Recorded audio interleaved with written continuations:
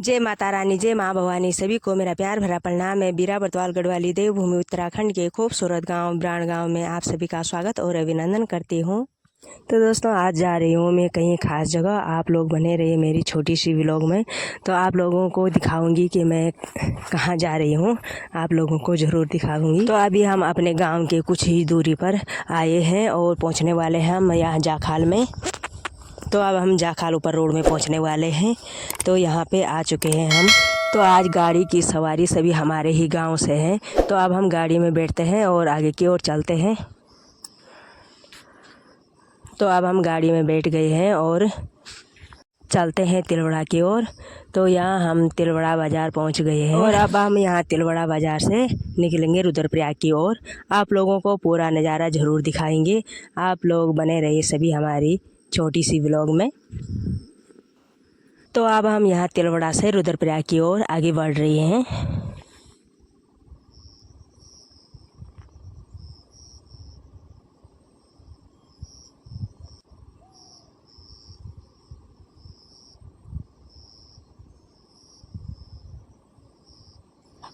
तो अब कुछ ही देर में हम सभी लोग यहाँ पहुँचने वाले हैं।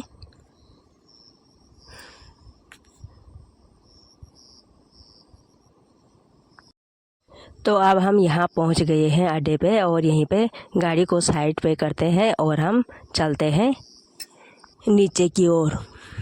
तो यहीं से अब हम नीचे की ओर चलते हैं। यहाँ बहुत ही खूबसूरत दिखाई दे रहा है इधर उधर, और रास्ता भी बड़ा ही खूबसूरत बना हुआ है। और अब हम कुछ ही क्षणों में पहुँचने वाले हैं कोटेश्वर महादेव जी के चरणों में। तो हम यहाँ पहुँच चुके हैं। तो यहाँ एक साइड पर सबके जूते चप्पल रखे हुए हैं और हम चलते हैं पहले नीचे की ओर, देखते हैं।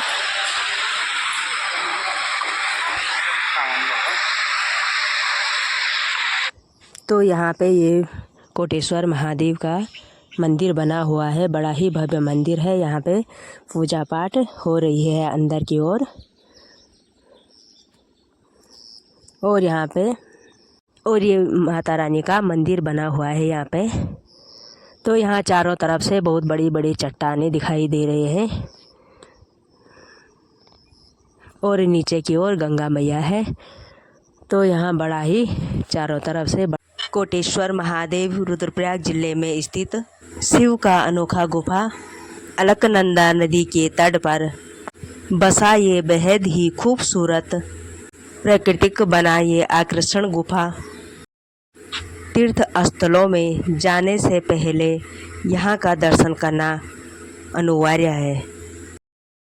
तो कोटेश्वर महादेव का इतिहास बहुत ही प्राचीन से जुड़ा है। मान्यता है कि भगवान शिव जी केदारनाथ जाते समय इस गुफा में साधना की थी।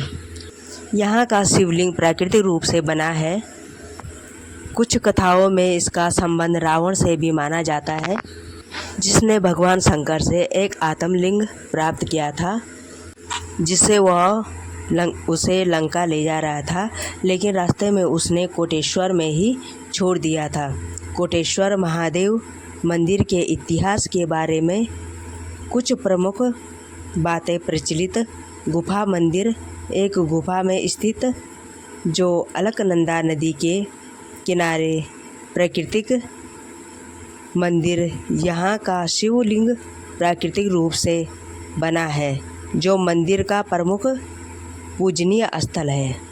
और कुछ लोगों का कहना है कि यह कोटेश्वर महादेव की कथा महाभारत से भी जुड़ी है। जब पांडव कुल हत्या पितृहत्या के पापों से प्रायश्चित करने के लिए हिमालय की ओर बढ़ रहे थे, तो तब भोले शंकर ने उनसे मिलना नहीं चाहते थे, क्योंकि वे उनसे नाराज़ थे। पांडव जहाँ भी जाते तो भगवान शिव वहाँ से छिप जाते। जब पांडव यहाँ पहुँचे तो भोले शंकर गुफा में ध्यान मग्न हो गए।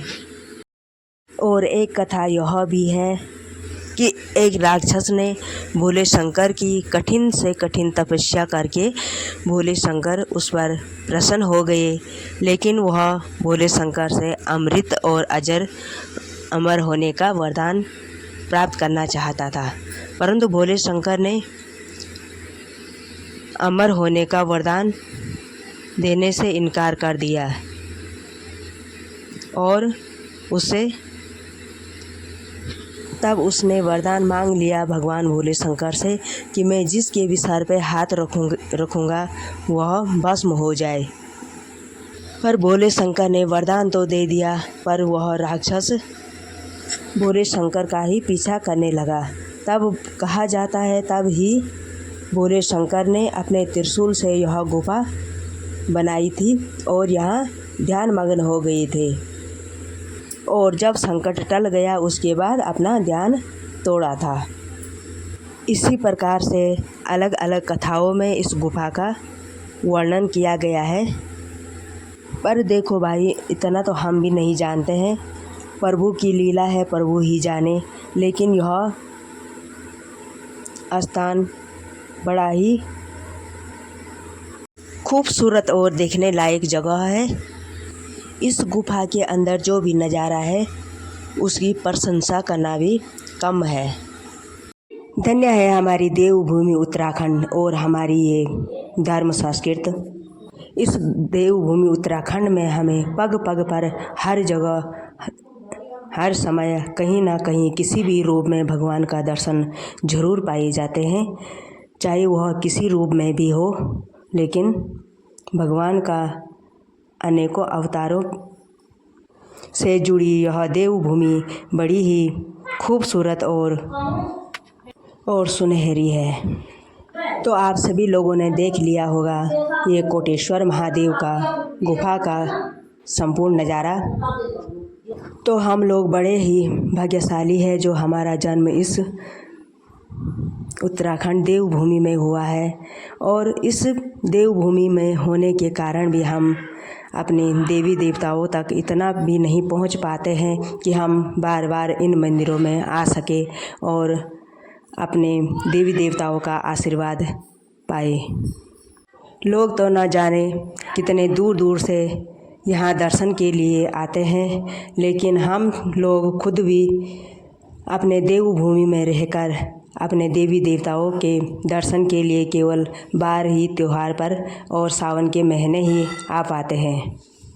वैसे तो एक बात यह भी सत्य है कि जब हम खुद देवभूमि में रहते हैं तो हम तीर्थ स्थल या मंदिरों जाए ना जाए, हम तो अपने देवभूमि उत्तराखंड के इन देवी देवताओं के चरणों के धूल हैं और इन्हीं के ही चरणों में अपना जीवन समाप्त करना चाहते हैं। लेकिन हम लोग इसका भी लाभ नहीं उठा पाते हैं, क्योंकि अपनी देवभूमि उत्तराखंड को छोड़कर देश विदेशों में चले जाते हैं और खुद सोचते नहीं हैं कि हम किस देवभूमि और किस मिट्टी को छोड़कर आए हैं।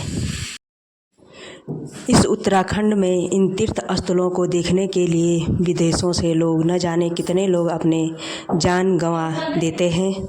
धन्य है वो लोग और धन्य है हमारी ये देवभूमि जो अपना जीवन यहाँ समर्पण कर देते हैं। तो आज की व्लॉग मैं यहीं पे समाप्त करती हूँ। इसके बाद मुझे और कुछ जानकारी तो है नहीं, लेकिन जो भी गलतियाँ होगी, और इस वीडियो को ज़्यादा से ज़्यादा शेयर ज़रूर करना। धन्यवाद। जय देवभूमि, जय उत्तराखंड, जय हो कोटेश्वर महादेव की, जय भोले शंकर भगवान की।